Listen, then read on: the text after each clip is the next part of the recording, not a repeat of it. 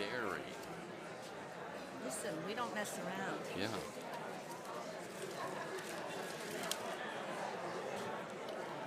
All right, we can. Hello. Good morning. If everybody can just take a seat, we'll get started. I don't know if anybody can hear me, but if so.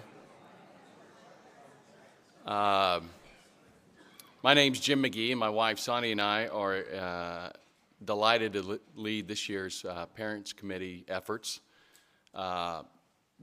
Just for clarification, this is Amy Gorman, not my wife Sonny. But we're excited for two reasons. First of all, I've never been able to conduct a raffle. So this morning we're going to conduct a raffle.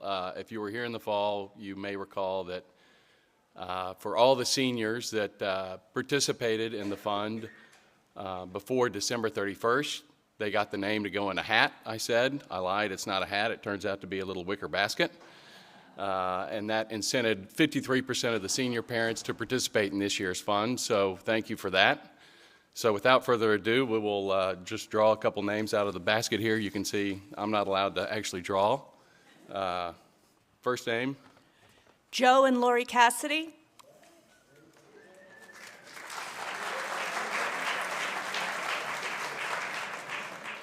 they come up? If they're here, I'll give it to them. John and Tina Albright. That's fine. Okay, if the Cassidys or the Albrights are here, please come get your certificates. It's very official. If not, we'll raffle again. No.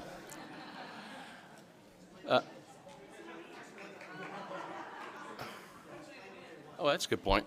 So the raffle was for two sets of two front row seats to graduation. So parents and seniors, obviously, if you've kind of lived through the blood, the sweat, and the tears of 4 years, it sure would be nice to get a couple of Kodak moments. So that was the incentive to participate in the Parents Fund early. So congratulations to those two families that'll be able to actually see it. For those of you in the audience that are parents of juniors, sophomores, and freshmen, that's not the right way to say that, but we will do the same thing next year, so keep that in mind. The second reason why my wife and I are excited to serve as this year's co-chairs for the Parents Committee is because, well, we have 3 children, but 2 of which are here at Taft. So we have our oldest that is a senior, Gwendolyn, in her 4th year. We have our Locke in his 2nd year as a sophomore, and then we have Sonny Boy at home with us as an 8th grader, getting more attention than he ever wanted. So briefly, just wanted to remind everybody of what the Parents Committee is, what its primary purpose is, and why that is so important to everybody here in this room. So the Parents Committee is a group of 64 volunteer families whose primary purpose is to raise awareness of and encourage participation in the Parents Fund. Why is that important? As you may recall, tuition only covers about 5/8 or 3/4 of the total cost of a Taft education. The rest of that is covered from some ancillary income, from renting the hockey rink and things like that, from some endowment income, and also from an annual appeal.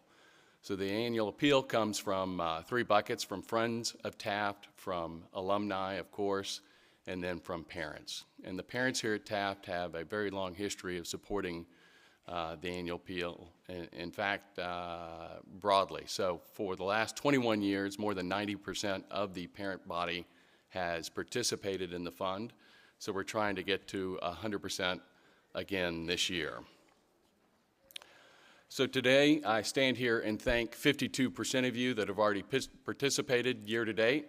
Thank you for your early support. For the other 48%, please check your mailbox next week. You're going to get a very riveting letter from me, of which I've plagiarized from past chairmen, encouraging you to participate in this year's fund.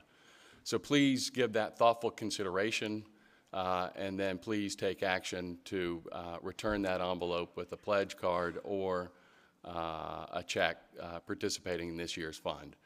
We're not looking for the biggest check you can write, but just broad-based participation. So our goal is 100% support. So I think that's only fair, and that so many of the wonderful faculty and administration give 100% of their time for our students. Such great facilities give 100% for our students. I mean, we'd never be happy with a football field that had 52 yards on it. We'd never be happy with 30,649 books in the library, although that sounds like a lot. It is a lot. It's only 52% of the 60,000, or yeah, the 60,000 plus books that are there. So we'd never be happy or satisfied with 52% of Mr. and Mrs. Mack. We want all of them all the time. So, and it's a great way to just show our support for all the wonderful faculty and staff here. So I encourage you to participate, and again, thank you for your time this morning. And now for the moment everybody's been waiting for, some wonderful words of wisdom from Willie.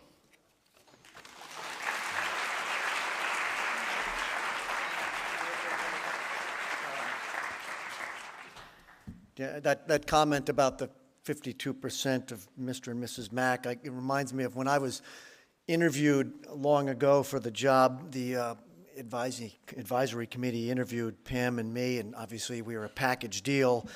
And I thought I did pretty well, and the chair of the committee afterwards said, yeah, you did well, but we really liked Pam. So I am delighted you guys made it. It's been a tough weather week. It's incredible to see so many of you here. I actually went back and I found a note from a letter that Horace Dutton Taft wrote, and I thought, he got a lot of things right, but he didn't get this one. This is his comment about why he moved the campus from Pelham Manor. You, of course, recall it was founded in Pelham Manor in 1890. He said, the other important decision was that Pelham Manor was no place for the kind of school I hoped to build, mainly because the reputation or the climate of the place at the time was not good. And I thought, oh, and you chose Watertown. You know, I want to talk about a topic I'm really interested in, and that's leadership. And I guess I'd really invite you to think about how we think about leadership at Taft and how we try to teach it. And I invite you, and I mean this seriously, for your thoughts, your feedback, your observations, whether that's in an email or a conversation. And it won't surprise you that I've been thinking a lot recently about how precious our time is here and how few days we have with students. I'd be lying if I said it didn't have anything to do with losing Zoe Klimley, as we tragically did some time ago. When you lose a student leader of that kind of goodness and kindness and strength and resilience, how can you not be thinking about why your work matters? And our work, I think, feels even more urgent than ever. I think our supplications to do this job well become more fervent. So I've thought a lot about her, and I've thought about how we develop leaders. This is obviously not a talk about her, but it's a talk about how we try to grow leaders on the campus. And I'll tell it through a book and some stories to give you an example of what we try to do here. To be fair, Taft has always been a school that was interested in creating leaders in its graduates. The schools that were founded as Taft was in that era from roughly 1890 to 1910, they were built, frankly, on the simple assumption that, of course, society would turn to them for the future civic and industrial and political and educational leaders. This is what these schools were all about. That was an expressed intention, indeed written informally and formally into their missions, if you will. And so throughout, if you look at our history, and if you go back whether you open yearbooks or you talk to alumni and so on, student leadership in many forms has been a critical part of the school life. And it was in elected and informal roles. It's among boys and girls. It's among boarders and day students. It's in the classroom, and it's in extracurriculars. And we had leadership, I think, recognized in countless forms, in residential life and in debate, in arts, in government, in scholarship, in athletics, community service, and other roles. And so this is a key part of what we do. And as a faculty, we are continually asking, what does it take to develop leaders at the school? And what do we need to do? What does a curriculum look like? What does a broad experience for students look like if you're trying to develop leaders? And one way to answer that, I think, is to ask a very simple question. That is, what are the skills that you want to develop in students if you're going to prepare them for leadership tomorrow? And you should think carefully about this. And quite frankly, when your child goes to college, you should be asking that question as well. What is this college doing, I hope, to prepare my son or daughter for leadership? Now, I began thinking about this a lot a few years ago, and when I read a book that some of you may know by a guy named Tony Wagner, it's called The Global Achievement Gap. It appeared in 2008, and educators, policymakers, civic leaders, politicians, really thought leaders of all stripes had to wrestle with it. And a lot of us at Taft thought long and hard about his argument. His essential thesis is simple, and it's this. He argues, and he is very clear, and he provides compelling evidence, that there is a major achievement gap in this country because we are not, as a nation, producing students in our colleges, in our high schools, who have the kind of skills that they will need to have in order to face future challenges. And to find out about this, he went out and he did a very simple experiment. He went out and interviewed scores of CEOs, executives from all manners of corporations. And he basically asked this. He said, what do you want in the people you hire? What do you look for? What do you need for your corporation, your company, your hospital, your law firm? What do you need in your young employees if you're going to be successful? And his answer was this. He said there are 7 very specific skills that he said are needed. And I'd be very interested if you think, and maybe even had observations today, in whether you think your sons and daughters are developing those 7 skills. Here's the first of them. Tony Wagner said, the first skill that he identified is critical thinking and problem solving. Critical thinking and problem solving. Every CEO he spoke with had some version of that statement, that this was one of the most important skills they needed. He wrote, the ability to ask good questions has become a recurrent theme in almost all of my conversations about core competencies and skills for today's workplace. That is, everyone has to be a problem solver. He made the observation that companies today are much less hierarchical than they used to be, that everybody works in teams and you have to be a problem solver. And I think a lot of our curriculum's designed around that. And I'll give you a couple examples. I asked the faculty for ways in which they've designed their courses, and I had a number of suggestions. Here's one from Jamela Lee, who teaches a social justice class. She likes to present her class with intellectual moral problems, force the students to wrestle with those, to find solutions, and to view issues through multiple lenses. Here's a case study she does every year, and actually it's a true one. It's about a Texas high school of a girl with cerebral palsy who is in a wheelchair and was a cheerleader for the JV football team, and who was told that in order to make the varsity team, she would have to pass the same gymnastic routines that the other girls did. It's a fascinating dilemma, isn't it? It poses all kinds of fascinating and difficult questions, and it requires of her students that they view the issue through multiple lenses and use philosophers ranging from Aristotle to Kant in reconciling their own perceptions. Here's one I found out from our IT director, Charles Thompson. He had a computer science student who got thinking about a problem last year. How do you keep track of all the equipment that flows in and out of the athletic center? The boy decided he'd try to solve it. Problem's a pretty tough one. He needed to learn database language, HTML, SQL.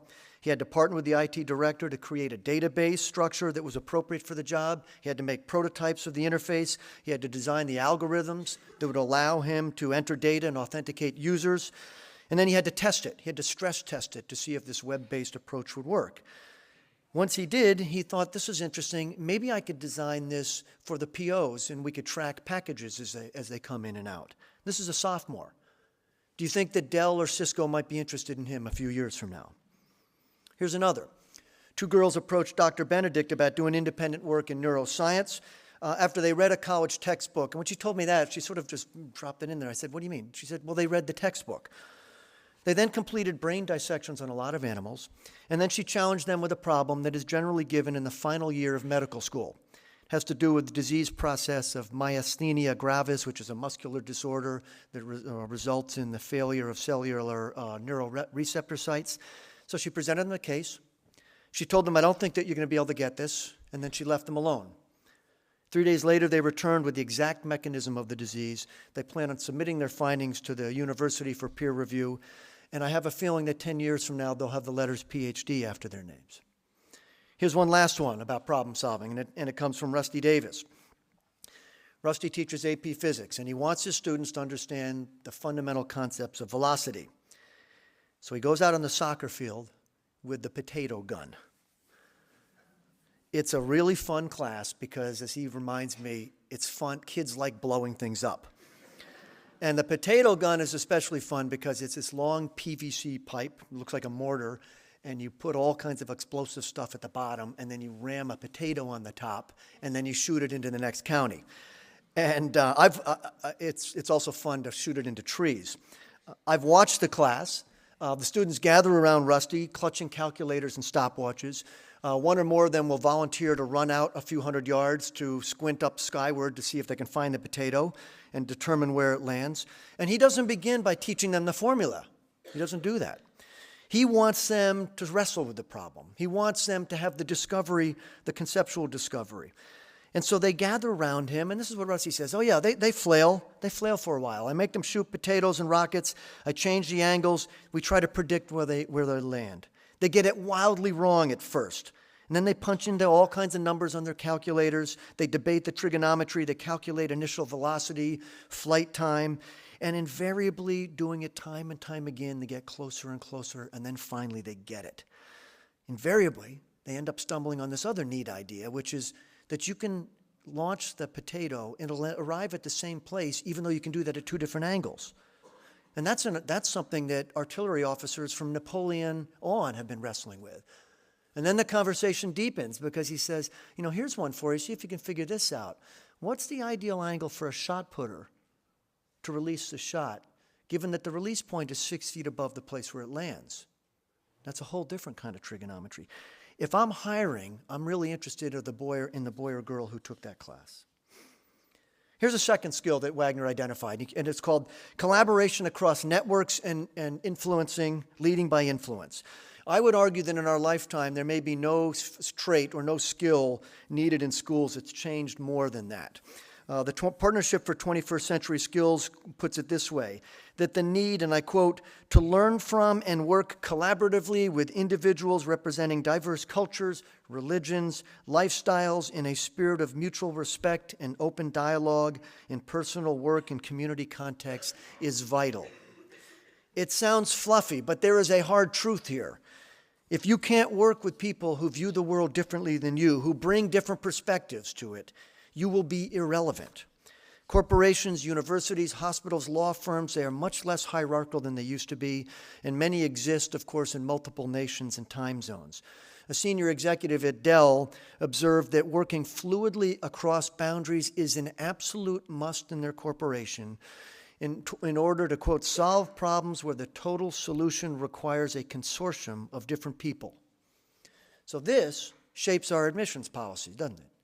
We are keenly interested, and Peter Frew is deliberately trying to enroll students of diverse perspectives, and we want to throw them in dorms and classes together. We want to make it hard to exist on a personal island. We think that there's a lot to learn by having to reach across networks and reach across divides. I think you see this with roommates who are wrestling with a misunderstanding. It's students working together on a lab. It's a cast trying to reconcile very different interpretations of a play. It's the editorial staff at the Papyrus debating the merits of a column. It's a group in Boston at the Model UN facing a challenge. This happens everywhere, and it must, I think. Here's a story of a group of students that were forced to collaborate across boundaries and influence each other. Some of you know I work really closely with the school monitors, the 10 or 12 elected senior leaders. We meet every Tuesday night, and we wrestle with all kinds of problems. A number of years ago, the monitors were talking about the spring concert. The spring concert is a long tradition here. You should understand that monitors invariably feel intense pressure, that it's the best concert ever.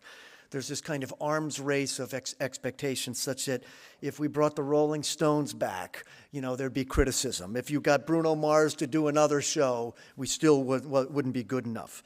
And I try to manage those expectations, usually fruitlessly. So a few years ago, a number of the Mons proposed a band that was very well known among a fairly narrow slice of students. It was a kind of jam band that's popular among prep school students. In my day, the equivalent would have been Grateful Dead or Hot Tuna, but I'm dating myself here. Today, think Dispatch or Mumford & Sons. And the Mons grew very excited about the possibilities, several of them quite influential. Well, imagine the splash this would make if we could get these guys. This will be the greatest ever. And think of the credit we will get. And then we've just checked the website, and if you divide the cost among 580 students, it would only be about $100 a piece. You do the math. And the case was powerful. And then something funny happened. A girl in the monitor group spoke up, and she said, I'm on full scholarship. And my dad's lost his job, and in the small town we live in upstate New York, I don't think he's going to get it back. And I just can't see asking my parents for money they don't have, so I wouldn't be able to go. And then she went further. She said, and I think a lot of other people would be in the same boat. So would it be wise, she argued, and would it even be right to have this band that would require resources beyond many students? So in an instant, that conversation changed, didn't it? Her influence was profound. She was reaching across lines, persuading others with a kind of thoughtful, courageous, and compelling logic. And then another monitor joined in. He knew of the band, he said, but it seemed to him, and he was an African-American student, he said that the group was really popular, but he said, I don't think it has a lot of crossover appeal. He said, to be fair, musical taste is deeply personal. Whether I like the band or not is irrelevant. But he argued, if their music is really appreciated by only a narrow slice, isn't there a risk that not that many students will end up signing up? And of course, that'll drive the price up further. And if we drive up the price further, more students won't be able to go. And you can see where this will take us, he said. And might we end up on a day when on the day of the concert, we're really two schools, those who are there and those who couldn't go? And can't we maybe find a crossover band? And I remember thinking, wow, now where are we? His tactics were strong, they were nuanced. He invited the entire group to solve a problem in a new way. He reached across in those relationships. He made everybody view this from a different lens. Every student in that room was asked to stretch and then ultimately pivot. I remember thinking, if only our leaders in Washington had this ability. And you can guess the outcome. They found a band for $40. It was a big hit, and everyone was happy. Tony Wagner again. The skill for the global economy and citizenship and democracy will require young people who are problem solvers, who will work effectively with others and understand and respect differences. So we hopefully are doing that. Here was his third. His third was what he called agility and adaptability, the ability to find new solutions to new problems. CEOs, in particular younger CEOs, said this is going to be critical in the landscape that we face going forward in terms of being competitive. Teachers know this is a vital skill, and I think they actually design their curricula very explicitly to do this. It's generally, by the way, what you hear when students whine that, well, we haven't seen that problem before. No kidding. That's the point. We want to see if they can figure out a problem they didn't see yesterday. Learning is not supposed to be comfortable. I doubt, after all, that the opposing hockey team called up today to say, not sure you've seen our neutral zone trap we're going to use today, but just in case. I don't think the AP Calculus exam writers call up students in May, say, I want to make sure you're comfortable with the problems. It's easy to think that this happens in maths and sciences, but I thought of it recently, actually, in a very different context, when an English teacher, John McGee, shared an experience he had in teaching The Sound and the Fury. Again, you wouldn't necessarily think having adaptable problem-solving skills in English is necessary, but it is. If you've ever confronted this work, it's a stunning and opaque and maddening text, and it requires incredible agility and adaptability, because when you read it for the first time, it reads like nothing you have ever seen before. You'll recall the title, of course, comes from Macbeth, when he says late in the play, when it's clear that his life is going to end, he says, life is merely a tale told by an idiot, full of sound and fury, signifying nothing. This may be the hint that the novel's going to be pretty tough reading. Faulkner being drunk for most of it probably also helps explain it. And the first section of the novel is told by Benji Compson, who's a congenital idiot, and it's a stream of consciousness that's filled with these massive gaps in chronology. And after the first assignment, the class was rattled. They had never faced a literary problem like this before. And they made the understandable observation that it would be a lot easier to understand if the narrative was ordered, like the way it happened. And sure, I suspect McGee was thinking, but that's not the novel he wrote. What was he trying to say about the way we construct memory? What was he trying to suggest about human experience?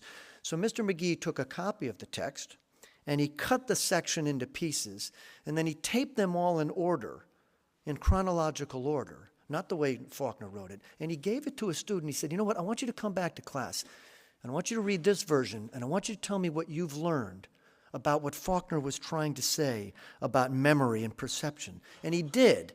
And he brought it back with a kind of stunning and keen insight and appreciation. He ended the presentation with Faulkner's line, "Memory believes before knowing remembers." And that's a pretty good place to end and a good way to understand that we need agile and adaptive students. So here's the fourth skill he argues for. He said, Wagner argues that we are suffering a global achievement gap in that we are not sufficiently producing graduates who have initiative and entrepreneurialism. I think this is fascinating that a country which is known for its entrepreneurial genius is running the risk of falling behind. And I think that we have to do something about that, and we should take that task seriously. Almost every CEO Wagner interviewed offered versions of, "Give me someone who will take initiative." And you can well imagine it's a trait that we demand here, in and out of class. Here's a quick story of leadership and initiative in an unusual place, in the dormitories. A few years ago, at the start of the school, this was 3 or 4 years ago, I heard about a new lower school boy who was being, frankly, well, a jerk. He wasn't being nice. He was being a bit of a bully. I wasn't happy to hear that. And I saw a senior monitor on the floor who was a varsity hockey player, a big, strong, quiet type. And I told him, "Listen, I'm going to drag him into my office and read him the riot act because we can't have that." And I expected him to agree with me, except, of course, you're right, you're the boss. And he didn't. And he said something, I'll never forget this phrase. He said, "Mr. Mack, can I have a crack at him first?" And now that was a leap of faith, obviously, for me. I told him, "Okay, you've got 48 hours.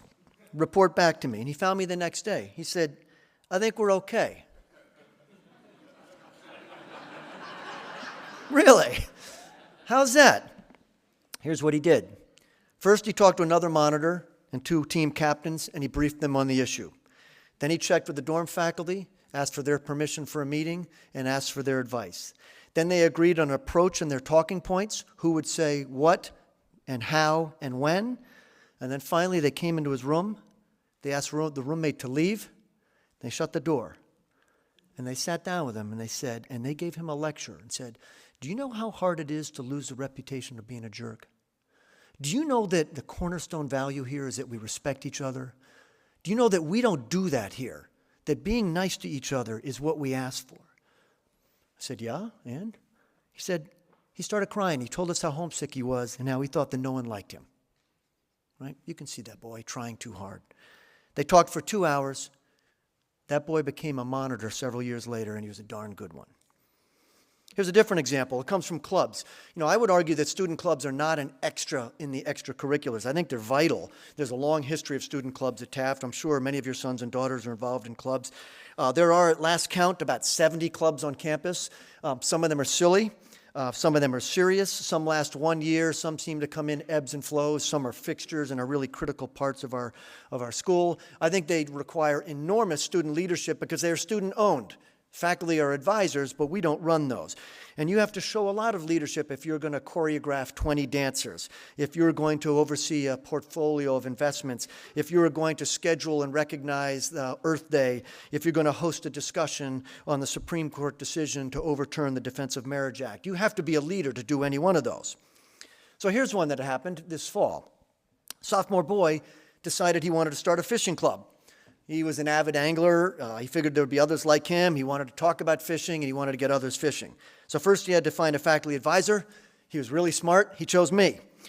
He had done his research. Second, he had to articulate the mission. We make students have a mission statement and publicize it. He did that in effective and informal and informal ways.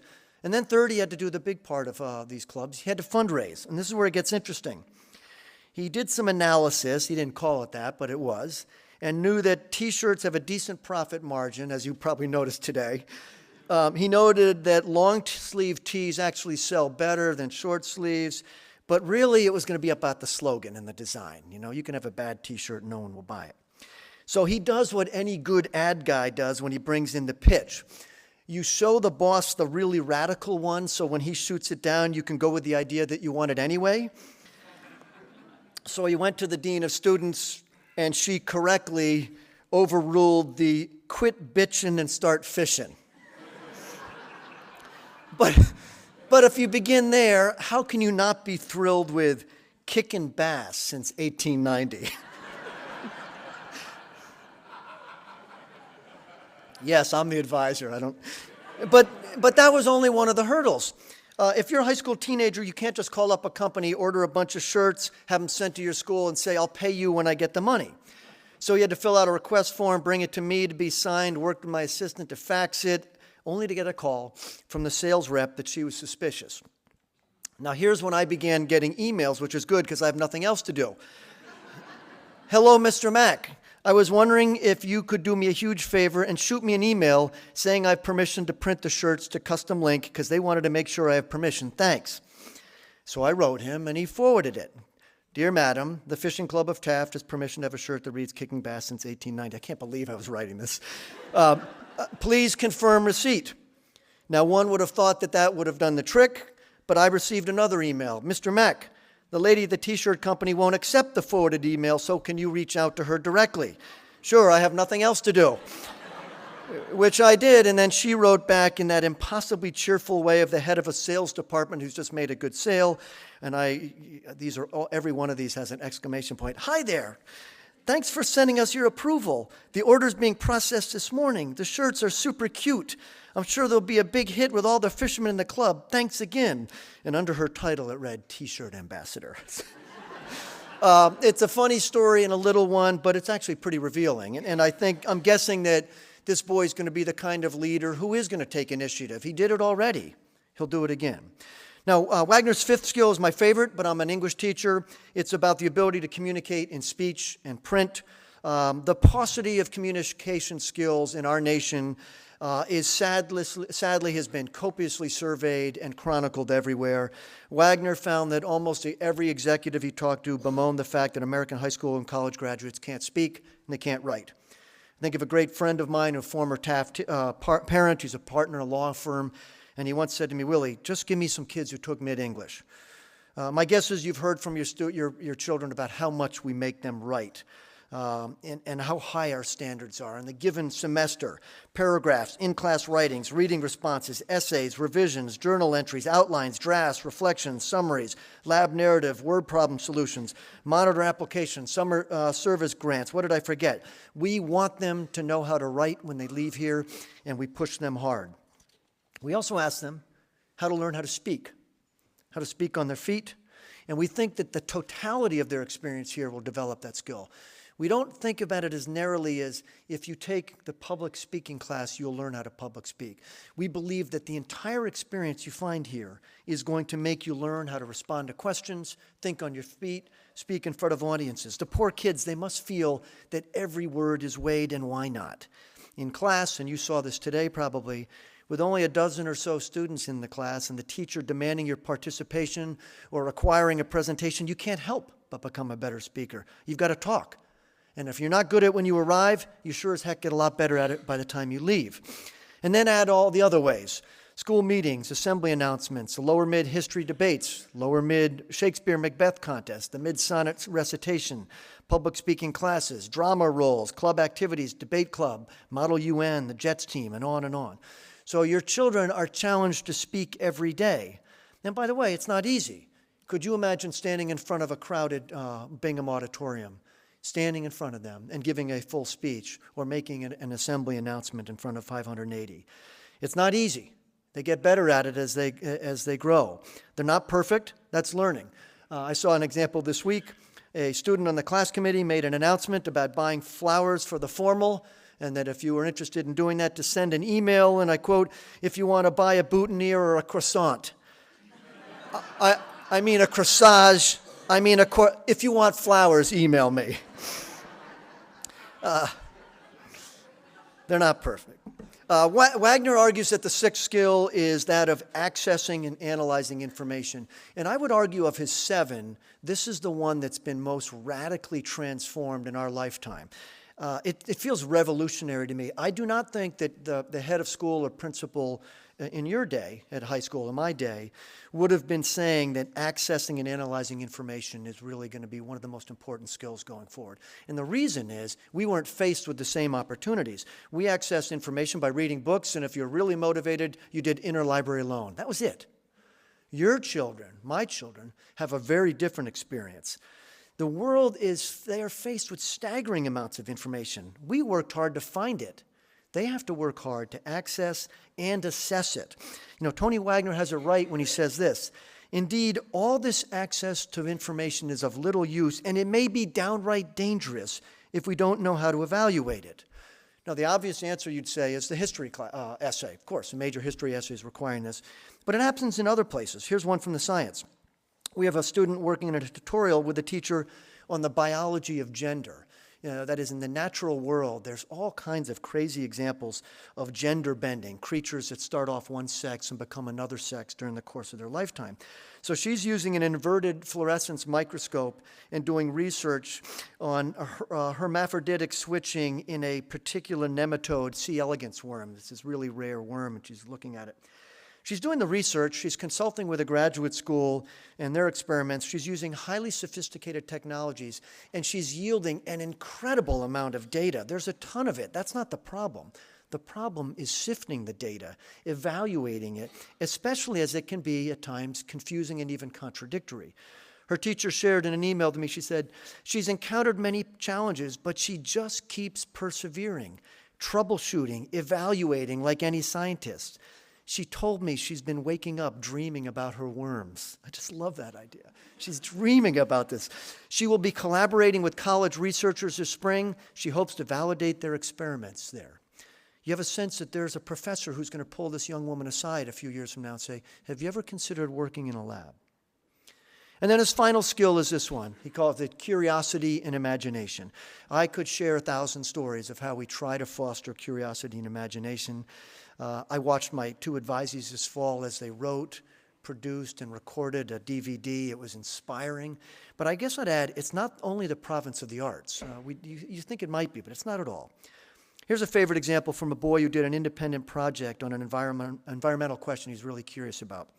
His question was this: are there social, economic, and environmental justifications for destroying 4 dams on the Lower Snake River in Idaho in order to bring back the salmon population?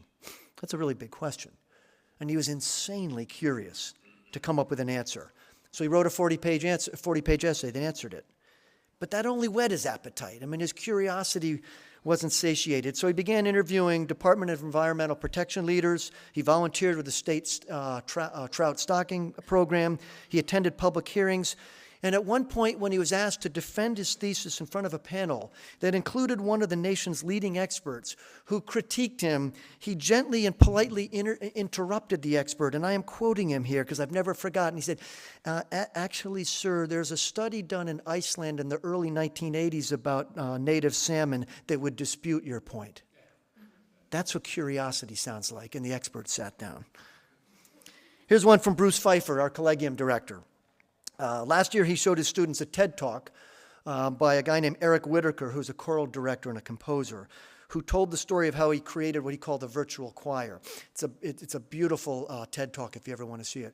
Whitaker's a composer and a conductor, and he filmed a silent video of him conducting a piece of music that he wrote. And he put it out on the internet, and he invited singers, anyone, to audition. Anyone who's interested, sing this part. Alto, soprano, bass, baritone, what have you. And over 2,000 people sent in their submissions. And he aggregated them and scrubbed the clips and put them together and created this virtual choir. And it's one of the most gorgeous things that you'll ever hear.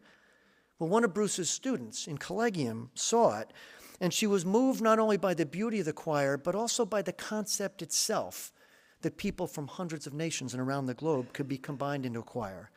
And so she found out that he was putting together Virtual Choir version 4. She learned the music, submitted the video, sang the soprano section, and she was one of those chosen to be one of the voices from over 100 nations. It's a wonderful example of how curiosity and imagination took her to a place. So as a school, we are strategically and coherently and actively trying to teach the skills that Wagner identified in multiple modalities, in diverse media, in the classes and across campus. I want you to understand that this is an express goal of ours.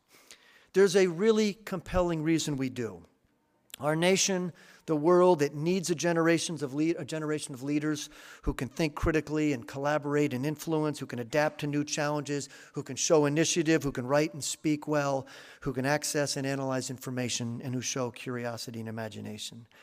I really believe this. This is not a rhetorical trope. I think the school that's not intentionally providing rehearsal in the acquisition of these skills is failing. If you don't see it happening here or in your child's college, you should ask for your money back because it's that important. I like to daydream about your children, about what they will do years from now, about how your son may well head a university or be a leading voice in alternative energy research, or how your daughter may lead the R&D division of a multinational corporation or sit in the White House. I don't apologize for such musings, and nor do they feel like some vanishing wisps that are plucked from the clouds of unrealistic dreams. This is all very real to me. It's how educators think, and I hope it's how they always have. It's the promise on which this school was built, some outrageous faith that our labors might yield what the world sorely needs. It's critical work we do here. Let's let Horace Taft have the last word, not me. In his memoir, he wrote of his early days, "I suppose that nothing pleased me so much as my plan for a boys' school as the idea that I might be a lay preacher, that the association with the boys would give me an opportunity for influencing their ideas and their ideals. I found close association not only agreeable, but inspiring, for I began to think I was achieving some results that had nothing to do with the marking book or college examinations." And I like that. The belief that his work was almost holy, that the results were hard to measure, that his students developed ideas and ideals, and that he was achieving something critically important. And then again, this in a letter in January of 1920, where he allowed himself the rare moment of reflection on what his students experienced at Taft. He wrote this, "Yet I do feel that the boys get a pretty good development of character and respond pretty well to the influences here. The result is plain and humdrum enough, not to be despised, and the good of it, in some cases, is far-reaching." It's my single favorite sentence he ever penned. He had to know at that point that his school was already doing something remarkable.